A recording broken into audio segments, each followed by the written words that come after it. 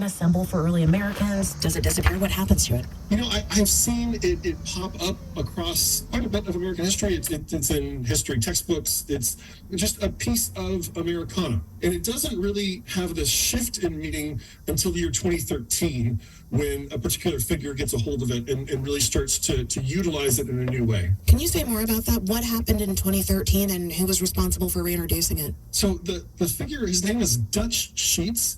He's a pastor. He comes out of a movement called the New Apostolic Reformation, a pretty radical movement that exists in the non-denominational charismatic world.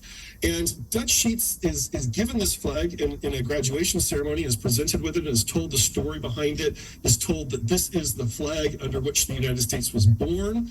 And he believes that he receives a prophecy, that this flag is a symbol of a new spiritual revolution, a campaign of prayer and what they call spiritual warfare to, in his vision, restore America to its Christian roots and into alignment with what he understands God's will to be. So at this point, we don't actually know who put this flag up at the New Jersey Beach House of Supreme Court Justice Samuel Alito, and we don't know what motivated the person who did that, but I am hoping you can help us understand how it is that this flag, the Appeal to Heaven flag, became such a part of present-day conservative culture. So the New Apostolic Reformation, which is the movement that has really popularized this flag, that doesn't mean that everyone who flies it is attached to the New Apostolic Reformation, right? It's a meme that can travel, and it's a symbol that many people can attach themselves to, but Sheets really shifts this meaning.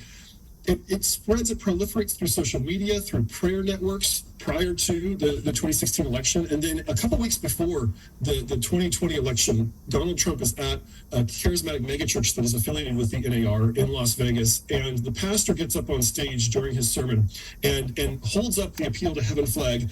And somebody shoots a photo of the pastor holding that flag with Trump's head silhouetted in the foreground.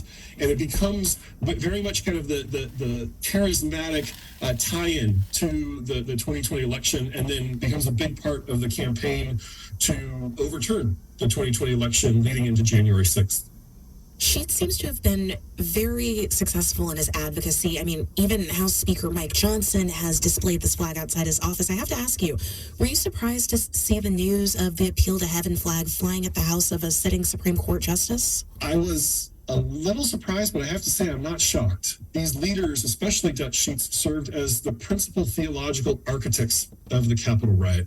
They have created a lot of spiritual and religious propaganda around Donald Trump.